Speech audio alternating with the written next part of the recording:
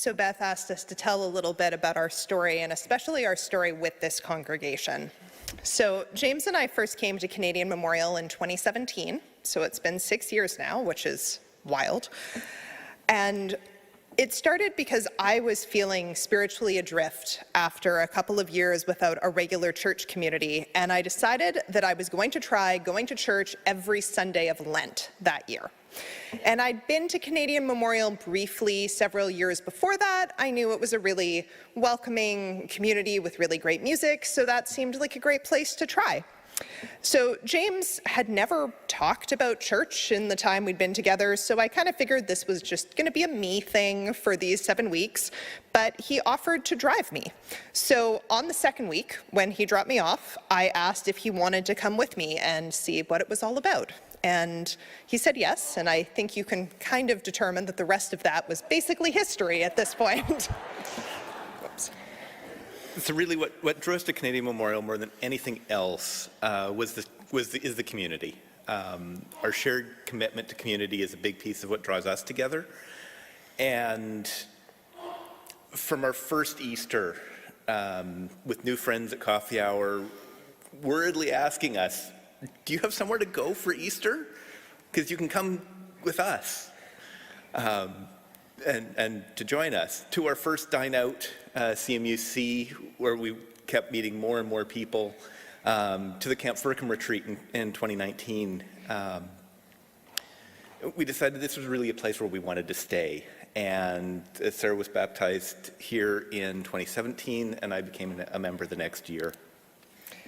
I think Beth totally stole our thunder earlier when she was talking about Dine Out and Camp Firkham. I was like, but we wrote that.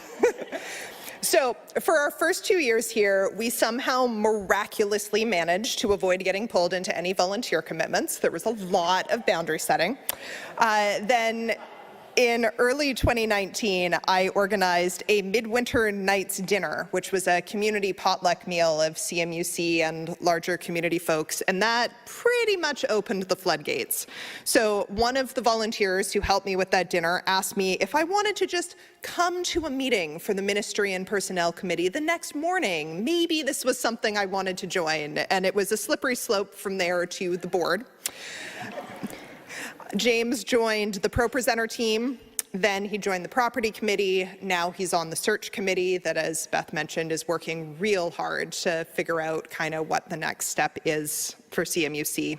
And so these volunteer roles really gave us an opportunity to get to know some Canadian Memorial folks better and more deeply as we worked alongside them through a lot of sometimes hard and challenging but really important work, and we're really grateful for those relationships.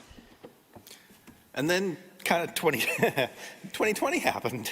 I remember the week that we were going like, man, maybe live streaming would be a good idea, to maybe we need to be trying this out and making sure this is going to work, to please don't come to church on Sunday. In a week.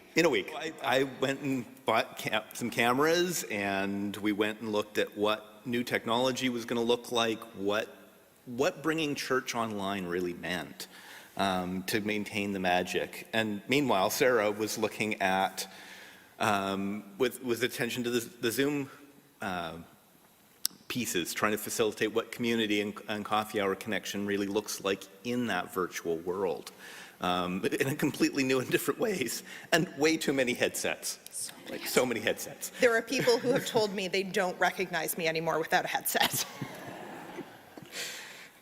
And we were really grateful to be able to help and work with people in the community to really keep and hold that community together. And that was really something that was key to us. And